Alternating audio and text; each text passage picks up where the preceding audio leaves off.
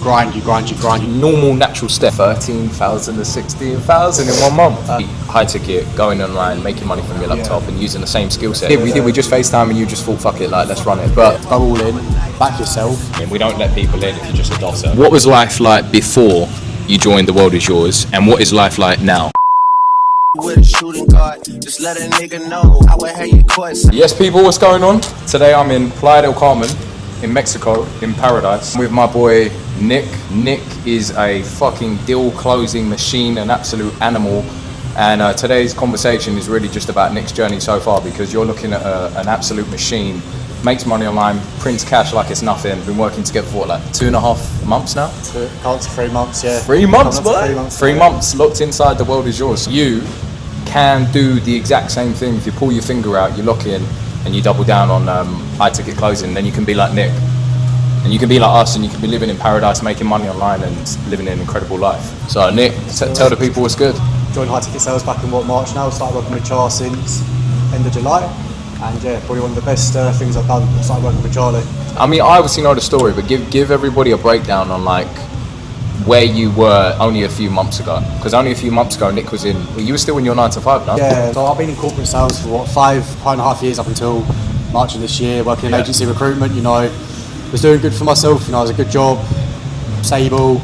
I knew what was coming every month in terms of my commissions, etc. So it was a good life. But I went travelling last year in South America for like 4 weeks, and then was like, fuck going back to work essentially. Yeah, for sure. Got into high ticket space back in January, done what I needed to do, like shut up the doors, and then here we are now, where I just went all in back in March, burnt the boats, and now here we are 6 months later, living in South America. I actually moved away from fucking England back in June to Medellin in Colombia. Yeah. So it took me about 3 months to get into what I was doing. Just say for those people that are like, in two minds of like whether they should do it or they should not. It's the worst that can fucking happen at the end of the day. Like if you do it, it doesn't work out, cool, go back to what you were doing. But if it works out and you're doing it, if you're living the life, you're living in Latin America, Southeast Asia, living in your terms, having the freedom, financially, time, location freedom, and trust me, I would never trade that ever again for what I was doing in corporate. You can't go back. Once you start, you actually can't go back. But it's interesting because you had a safety net. Like you were already in a decent job. You were already making like not terrible cash. You were making like decent cash. I was about 7k USD a month. 7k USD so a for a lot of month. people, that's a lot of money. Yeah, of course. In a recruitment gig. Yeah. And why is it though? Even though you had a recruitment gig, even though you was working in a 9 to 5, you had consistent income.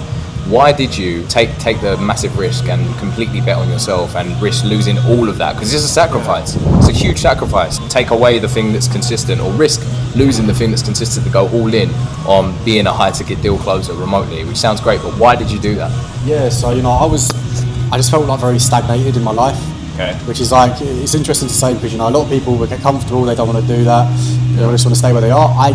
For me, it doesn't tick right for me. I was stagnant, I was doing well, I knew what I was doing every day, but then there's a downside to what I was doing. I was working like 14-hour days in terms of commuting, 3 hours a day in the office 5 days a week. Like after doing that for 2.5 years, and you go to see other things online, you see all these people making money online, all this good shit. You're like, I want a piece of that pie. But I think the big thing for me was just like really challenging myself to really see how far I could take this. And I'm just still at the beginning of my journey, but 100%. Where I've gone within that 6 months has been kind of crazy. And what I always say to people, like, it's not what it makes seem out online in terms of high ticket closing.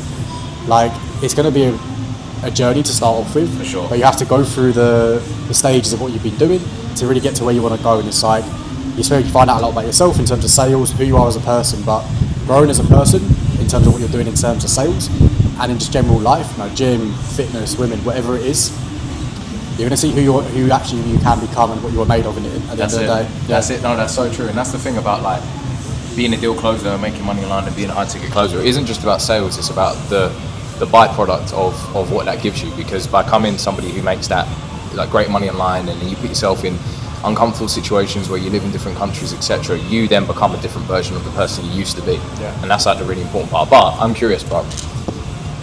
What do you think the turning point was though? Like what moment was it where you just thought, I want more, like the job is not it anymore, it served its purpose?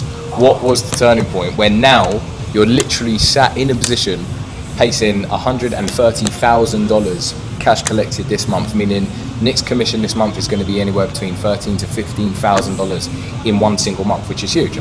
Credit where credit's due. If you look back at, and also we're in Playa del Carmen in Mexico, in paradise essentially. Even though it's raining right now, it is paradise. What was the turning point though? Do you know what? Like, I wanted to do something like this for like past 2.5 years, so it's mad. 2.5 years? Yeah, man, it's mad though, because I was in Playa del Carmen 2.5 years ago. Okay, yeah. And I met some people in the online space, but you know, I was comfortable with my job, corporate, cool. So I left it, I delayed it for another 2 years. I went travelling to South America, you know, I'd done Argentina, Uruguay, Chile and Colombia. I met some more people, introduced me to high ticket sales, and I was going back to London. I was like, yeah, I'm missing out on a trick right now, to be honest. I need to get this, I can't go back to going to work. What did you first think though, when you first found out about high ticket sales? I thought it was what did you first think? Your first thoughts? I thought it was a scam, you know. Really? Why did you think it was a scam? Yeah, because like, you know, I think just where, you know, especially in the UK, we're all brought up in that like very closed-minded mindset. For sure. And it's like, you know, you have to go down the traditional route, go to university, go into like 9 to 5. I think if you're younger as well, just take the risk and see what happens and just go all in. If you've already got the sales experience and you're in a recruitment job, you could be in insurance sales, you could even be a car salesman, to be honest, whatever. It just makes sense. Like the next normal natural step is going to be high ticket, going online, making money from your laptop and using the same skill set. What would you say the biggest or the most different thing from recruitment to the high ticket? Like, what do you think is a big difference? So you have to wear a lot of hats at the same time. Whereas now I turn up to my calendar, I have calls in my calendar, I still do outbound, etc., because it's just good sales practice. But I know what I'm doing. I'm just there closing deals. It's not I have to do all this mad shit to make probably half the money I'm making now for no like reward in what I was doing. So, and I always say the opportunity cost as well. Like, you know, I come from working in corporate where it's you grind, you do the 12, 13, 14-hour days, and it's like you, as I always say, you get what you put back into sales. It's the same concept here. Like, you're going to get what you put into it, but the opportunity cost you have from doing it here.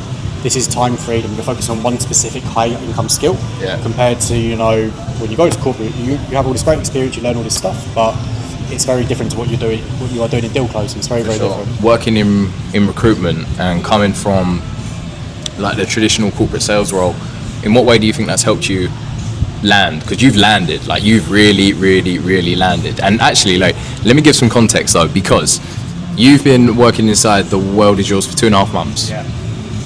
What was life like before you joined The World Is Yours, and what is life like now? Before I was inside The World Is Yours, you know, I was doing okay. I wasn't doing horrendous, but like I felt stagnated. I was like hitting 3K a month every single month, and I was just there like, I know I'm way better than this. Yeah. And it was just about, had to weigh up the opportunity cost and what I was doing in terms of what offer I'm on compared to what offer I want to go to. And then I basically just hit out Charles, like, Charles, fuck it, let's run it. And that was it, you know. It was literally a simple interaction. There was no like, we didn't even have a sales call. We didn't even have a sales call. It was more of a case of actually. What we just FaceTimed. We did. We just FaceTime and you just thought, fuck it, like, let's run it. But what do you think was it about, I guess, Marcel and The World Is Yours that gave you confidence that it would actually help? We didn't really know each other beforehand. Like, we actually didn't. So on your end, it was a bit of a risk. It was a bit of a gamble. So what was it about me that made you feel confident it would actually work? Charlie's a good guy, man, and it's like, you know, when I've been in this space for a few months at this point, and you start to hear some names getting thrown around in terms of the guys that are in the space but you don't know about, and Charlie was one of those guys where it's like he's got receipts of what he was doing, and it's like, you know, if someone's got receipts and they're getting not referrals, but like you're hearing a name pop up again, you want to hear what they're about in terms of what they're doing, all this kind of stuff. And it's like, you know, there's a lot of guys out there that talk a big game, but they might have been in the space for 3 months and not really doing it. Charlie's been in the space for 3 years. So in terms of the value you get, in terms of what you're going to be, in terms of his network, how he can teach you, it's so valuable. In terms of, you know, the opportunity that you get from it, and realistically, you know, Charlie will get you onto an opportunity where you make back your investment within the first month. How long did it take you from the day we started working together to being in a position where you had like 5 offers at once? Yeah. So what's the timeline? Charlie got me in front of 5 people and had 5 offers on the table. Within how long? About 4 days. 4 days. Mad. 4 days. So within 4 days of being inside The World Is Yours, you went from being in that. Because you were in an offer before, right? So, high ticket recruitment. So it's like a hybrid sort of thing. Yeah, it's a bit different. Yeah, it's pure close. So you came from that, invested into The World Is Yours, joined the fucking deal closer army, and then within 4 days had four or 5 offers. No, 4 or 5 offers. Yeah, it weren't bad. I took 2 to start off with, one to test what was going out with. And now I'm still on the main one, which is a B2B SaaS offer. We're doing all right at the moment. Doing all right? No, wait. You're being humble. What are you pacing so far this month? So 130k cash collected and 180k in terms of revenue. Wow, not bad. Not So bad. $130,000 cash collected in 14 days.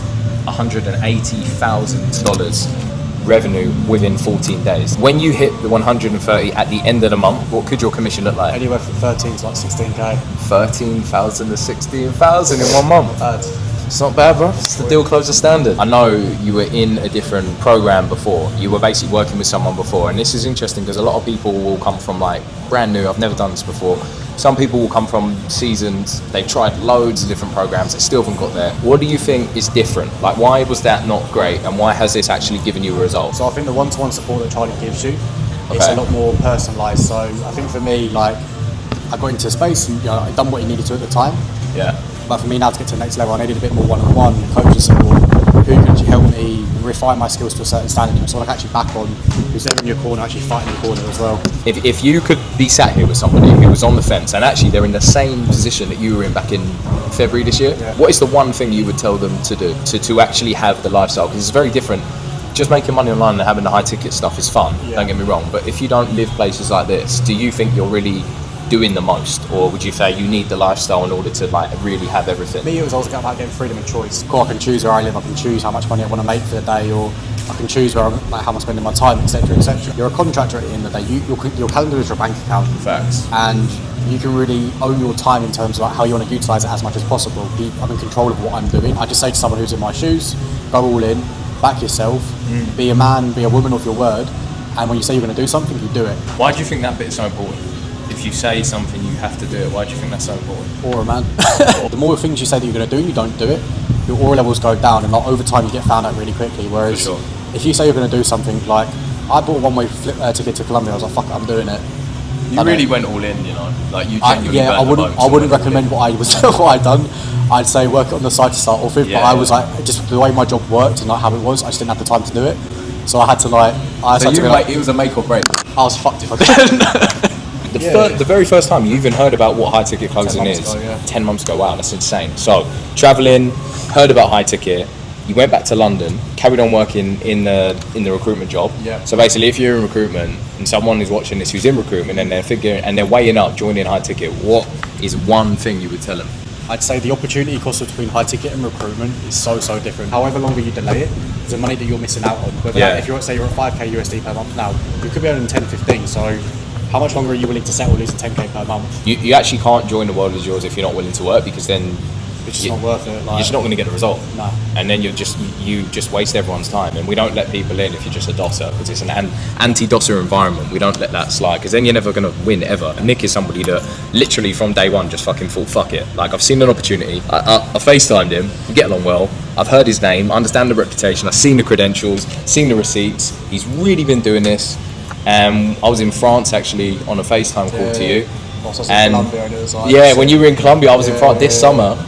And your language was really good, because you never said to me, I can't afford it. Nah. You were like, how can I make it work, How right? do we make it happen? Yeah. How can we make it happen? Do you not see the language there? Now proof and point, because of that, Nick's now in a spot where he's on track to do $13,000 to $16,000 in one single month. Like, most people would never even think that's a real outcome. No. They wouldn't believe it, genuinely. Yeah, It's crazy. Even like a year ago, I wouldn't thought that's possible. Like, It's mad. Yeah. So if you think about that, right? If you look at yourself a year ago versus who you are now, what do you think has actually changed? Because even the way you look, when you show me Yeah, videos it's of you in kinda mad. recruitment, like It's you kinda look mad, younger, you look healthier, you yeah. operate. I didn't know you back then, but I'm guessing you Yeah. just think about different things. Like, how Yeah. do you think you've changed? I'm more intentional with my words. You know, when I do something, I'm going to do it. I move with purpose. Yeah. Compared to hesitation. Ooh, that was a bar. Move with purpose instead of hesitation. The danger is that this becomes so standard that you then don't see it as a big deal, when you should always see it as a big deal, because it's Yeah. amazing, it's incredible. And this is the thing that I always say, like, I'm always grateful for what I've managed to achieve, and I will never go back on what I've done in terms of like having to go back to working in corporate again. Like, I couldn't do it. Yeah. I've set this level of standards for myself now. That's And it. I'd just be too stupid to go back on what I've done and undo all this hard work I've done. Yeah. So the standards stay the same, but they keep improving every That's single it. day. And it's like, how much harder do we work? We keep leveling up. That's it. Because it's That's like it. you start off and you want to get to the next goal. You go again, you keep going. You go from, maybe a 5k to a 10k to a 15 to a 20, and to be honest with you, you can always push that to 30 and 40 and 50 and 60. Like, the game of chasing the money is always going to be there, but what I've found is once you hit a certain amount, your character development is just like ridiculous. Yeah. You know, and then from that you can leverage so many other things, and that's why I always say, like, I don't even call the world is yours sales training. It's like, it's really step one, but step two is, well, I've made like a certain amount. What do I do with it? Where do I live? Who do I want to be? Who do I want to become? And then you think, you articulate, and it's just it's really good. I think even when you first met me, like 3 months ago. Oh mate. Even since then, like the amount of I've changed loads. Oh, for sure. Then, yeah. Because when I first met you, you didn't have limiting beliefs about yourself, but you had limiting beliefs about about taking or finding an offer. Yeah. Because you'd been in the other program and it didn't give you what you needed, so then maybe that fed into like, well, is the world is yours going to be the same? I had to eat a lot of shit to get to where I wanted to get to. Yeah. But you know, it's like, I think that's always a testing moments from, you know, the universe, from God, where how much you actually want it, how much you're going to dig your heels in and actually push forward. Instead of, you know, going to bed, oh fuck this, I want to give up, go back to what I'm doing, which is it's a comfortable thing. Like, no one's going to stop you from doing that. No. But it's like, how much you actually want to get to the freedom, you know, the time freedom, locational freedom, financial freedom, which all links back to the freedom of choice for me anyway. And that's it. And when you have a skill set, that's the whole point. Like, it literally gives you the ability to choose what you want, when you want, with who you want, how you want to do it, and then you can print and you can do some amazing things. I've helped you, but you've been the guy who's done it. I think it says a lot about me. Like, I'm happy I've got there, but I always say to you, like, don't think it's enough. Yeah. And I'm always like pushing, like, trying. We'll get to the next goal, which is a 200k, it's a 300k. So it's like, but that's just, I'm always quite competitive and always trying to improve. But I think if I take like a zoomed out vision, it's fucking sick, mate. It is pretty cool to do this. What does it mean to you, Nan, that you've come from literally 3k to almost 13? 3 to 13, or even maybe 3 to 16,000 in a month? Like, what does that mean to you, knowing that you're the guy that's done that? Like, that's your life now. That's your standard now. Mate, all points have gone up a little bit. Yeah, ain't too bad. It's not too bad. Last thing I've got for you, and this is a big one. Let's pretend that you are talking to someone, who's sat on the fence. They've got all the desire. They can literally change their fucking life. And they are sitting on the fence about working with me, about joining the world is yours, and about becoming exactly who deep down they know they can be. And they're sitting there and they're being a pussy, and they're weighing it up, and they're just not doing it, and they want to think about it and think about it. What is one thing you would say to them? There's a saying that I have inside the world is yours, and I think Charlie knows what's going to come next. Basically, feeling tired and emotional, grab a can and man the fuck up juice.